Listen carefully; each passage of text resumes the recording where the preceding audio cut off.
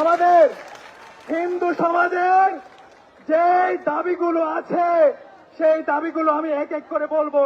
এখন বাংলাদেশ বিগত কয়েকদিন হয়েছে যা সংখ্যালঘুদের বাড়িঘর, দোকান, মন্দির ভাঙচুর, লুটপাট, অগ্নিসংযোগ ঘটনায় তীব্র নিন্দা জ্ঞাপন করে। আমরা সাধারণ হিন্দু শিক্ষার্থীরা বাংলাদেশের বর্তমান অবর্তমানকালীন সরকারের নিকট কয়েকটি দাবি পেশ করেছি। আমাদের দাবিগুলো হলো: এক, গত কয়েকদিন দেশব্যাপী সংখ্যালঘুদের উপর ভাঙচুর, লুটপাট, নির্যাতনের ঘটনা বিচার বিভাগীয় তদন্তপূর্বক দোষীদের উপযুক্ত শাস্তির ব্যবস্থা এবং নিরীহ সংখ্যালঘু ব্যবসায়ী জনসংখ্যাগণকে যথোপযুক্ত ক্ষতিপূরণ প্রদান করা। আমাদের 2 নম্বর দাবি হচ্ছে সীমান্ত সংলগ্ন যেসব অঞ্চলে মানুষের ঘরবাড়ি ছেড়ে সীমান্তে চলে যাওয়ার তথ্য পাওয়া গিয়েছে তাদের উপযুক্ত নিরাপত্তা ও সম্মানের সহিত নিজ ঘরে ফিরিয়ে আনা। প্রয়োজনে সরকারি উদ্যোগ তাদের গৃহ নির্মাণ ও পুনর্বাসন করা। আমাদের 3 নম্বর দাবি হচ্ছে হিন্দু ধর্মীয় কল্যাণ ট্রাস্টকে পূর্ণাঙ্গ রূপে হিন্দু ফাউন্ডেশন হিসাবে নিবন্ধন এবং তার সামগ্রিক কর্মপরিশ্রম অর্থবরাদ্দ করা। বৃদ্ধি করে কোন প্রকার দলীয় লেজুর ভিত্তিক এবং দুষ্কৃতির ব্যক্তি ব্যতীত নিরপেক্ষ সনাতনকারীদের প্রকৃত শুভচিন্তক ব্যক্তিদের দ্বারা পূর্ণ গঠন। সরকারের সকল পর্যায়ে সংখ্যালঘুদের যথার্থ প্রতিনিধি নিশ্চিত করা। বিদ্যমান জাতীয় মানবাধিকার কমিশনের ন্যায় পৃথক স্বতন্ত্র জাতীয় সংখ্যালঘু সুরক্ষা কমিশন গঠন, যা সংখ্যালঘুদের উপর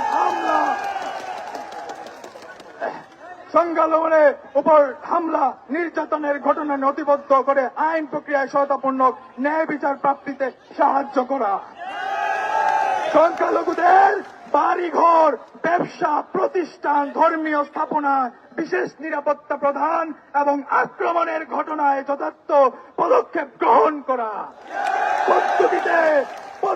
পরিস্থিতি পূর্ণরূপ স্বাভাবিক না হওয়া পর্যন্ত সেনাবাহিনীকে এই ব্যাপারে দায়িত্ব প্রদান করতে হবে।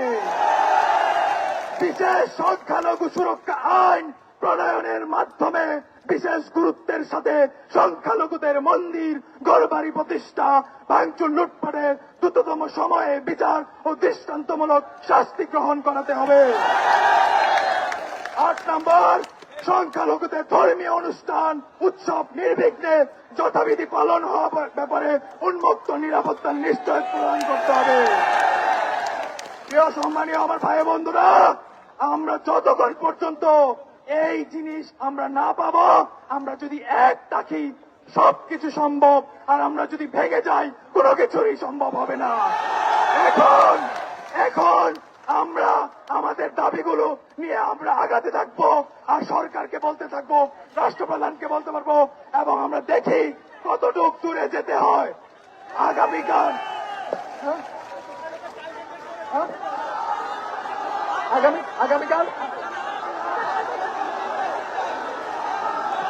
আবারও বলতে যাচ্ছি, আরেকটা কথা সবার উদ্দেশ্যে বলতেছি, আমাদের দাবি পূরণ হওয়ার আগ পর্যন্ত আমাদের আন্দোলন কিন্তু বন্ধ হবে না। যতক্ষণ পর্যন্ত আমাদের দাবি পূরণ না হবে ততক্ষণ পর্যন্ত আমরা রাস্তা ছাড়ছি না। এবং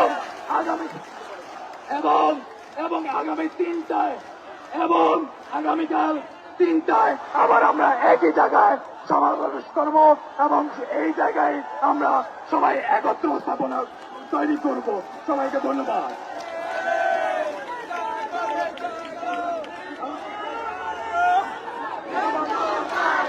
জাগো রে জাগো, হিন্দু জাগো, সবাই বসে পড়ুন, সব বসে পড়ুন, যে অবস্থা আছেন বসে পড়ুন,